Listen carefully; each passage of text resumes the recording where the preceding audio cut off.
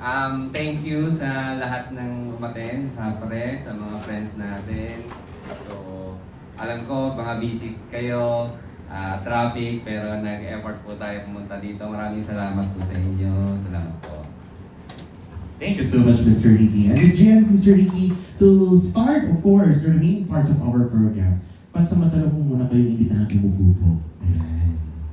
So we have, of course, our media press. Of course, we will have later some quick Q&A. So for all our media press na kasama po natin ngayong gabi, if you have some questions, you may ask the questions during our Q&A portion. For that, of course, Ms. Jian and Mr. Ricky, let me place the microphone here because before we start our Q&A with our media, gusto ko po muna kayo i-congratulate once again. Congratulations for your headquarters. Ito po, na talaga naman tumatangkilik po sa First Quezon. But we have some quick questions sa inyo pong dalawa. Okay? Specifically, of course, to Ms. Jian. Ms. Jian, kamusta po? Ano po nararamdaman niyo po? Hi, Paolo.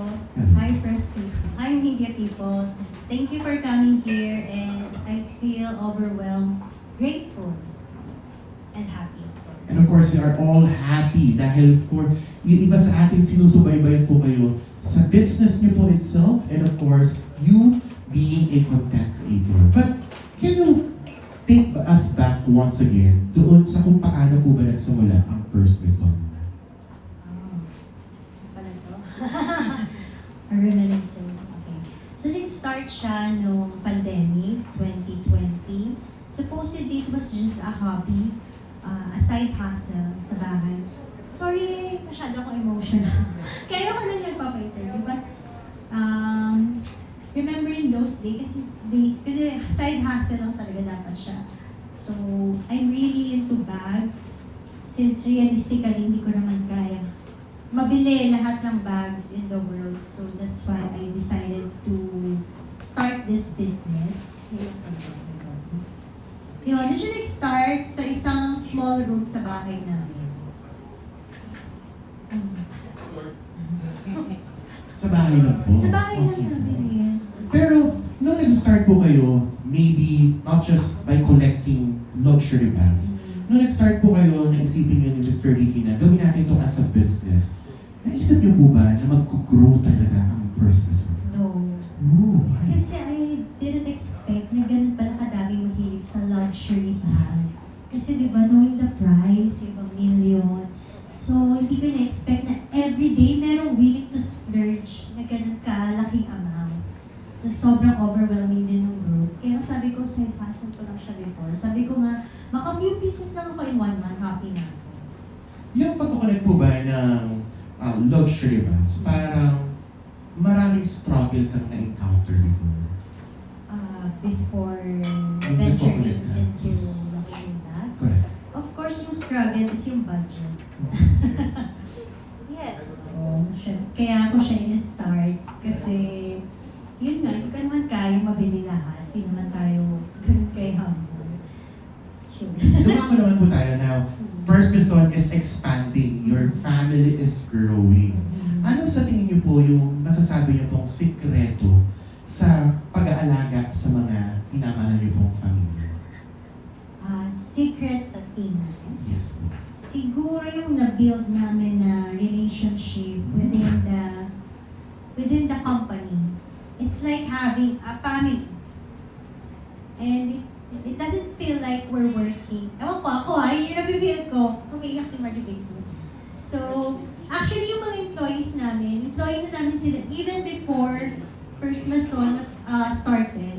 Kaya I know them very well. And then this year, ang daming nadagdag sa team namin. And swerte ko lang kasi yung mga bagong nadagdag, they are very trustworthy and natutuwa lang ako na we are growing as a family.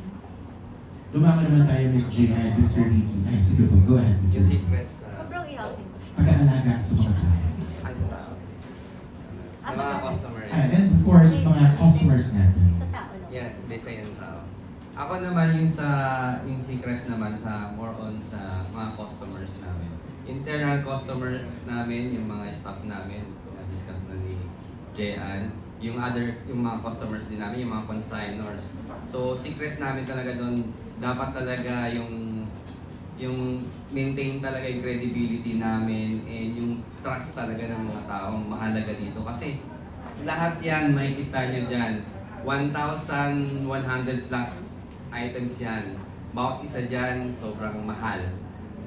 Bawat isang tao dyan, pinagkakatiwalaan kami na nandito yung bag nila. So, yun, sobrang ang dami nagtitiwala sa amin. So, sobrang thankful kami doon and also yung mga customers na bumibili rin sa amin. So, yun, talagang minimaintain namin yung credibility namin. Yun, tiwala talaga ng mga tao sa amin. Maraming salamat. So talagang tinatangkilik po kayo. And speaking of course, your customers, your viewers, Yes. sino po Miss J and Mr. Ricky ang nag-encourage sa iyo na mas i-feature pa ang inyong mga products on social media Content creation. as content creation? Actually, yung husband ko yung nag-push sa akin because I think napanood niya to kay Gary Vee. Yung Gary Vee. Ooh, He's a life It's coach a speaker. business, digital content creator, creating content on YouTube Yes. about marketing, online marketing. So sabi niya, naalala ko, namamasyal kami nun sa high street, sabi niya, babe, alam mo ba, the next big stars are not the influencers, but the business people na nagko-content. So tumatak sa akin, sabi ko, really, talaga? Paano magiging magiging star ang mga business owner? And we are just doing business. So, sinong manonood? Di ba parang boring doing content about your business? So, isa yun sa mga tumatak sa akin. And actually, nakikita na rin namin sa ibang country na meron na gumagawa ng content about bags, about watches. So, nung una, naging medyo doubt pa ako na merong magsusupport about this kind of content. Kasi yung mga prices are out of this world, diba? Baka sabihin pa na napaka-out of touch naman, bakit magawa namin itong content.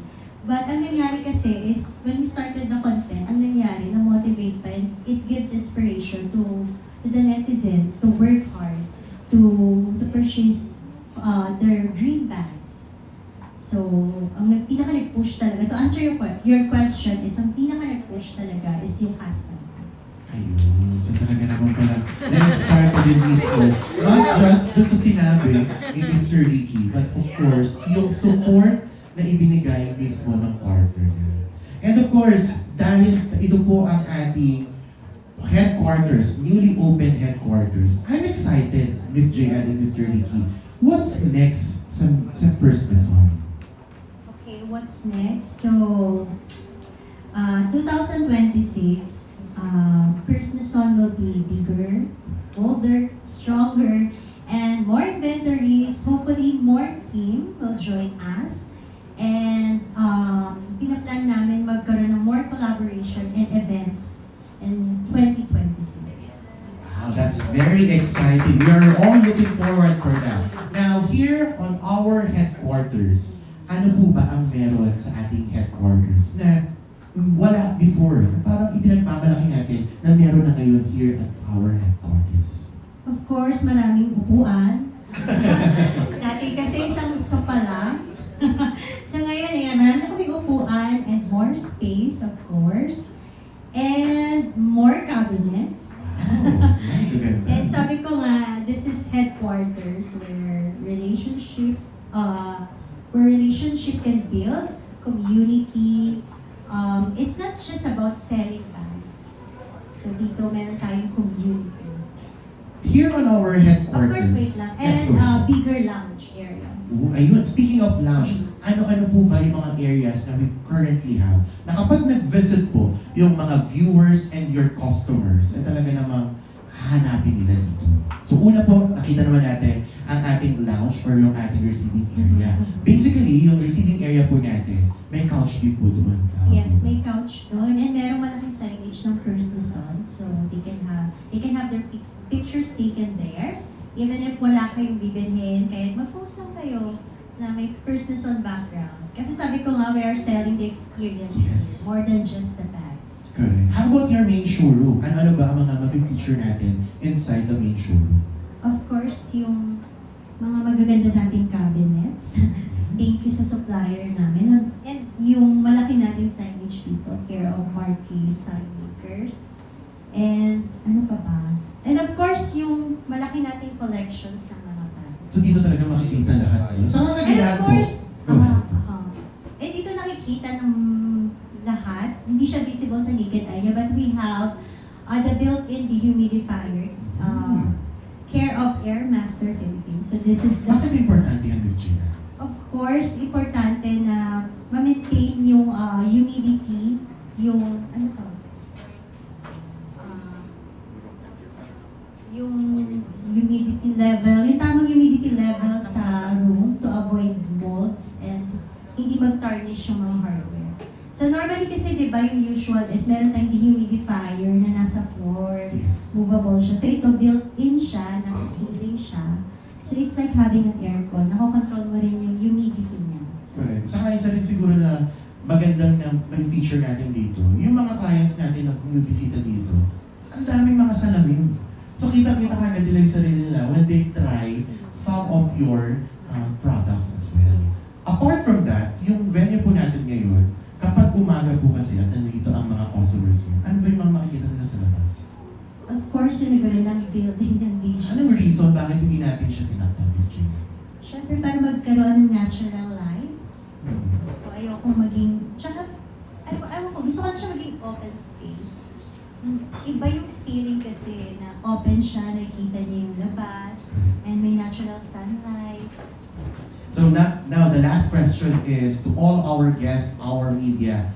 Excited na po ba kayo for the content creation na gagawin mismo ni Miss Gian and Mr. Ricky here on our very own headquarters? Yes or no?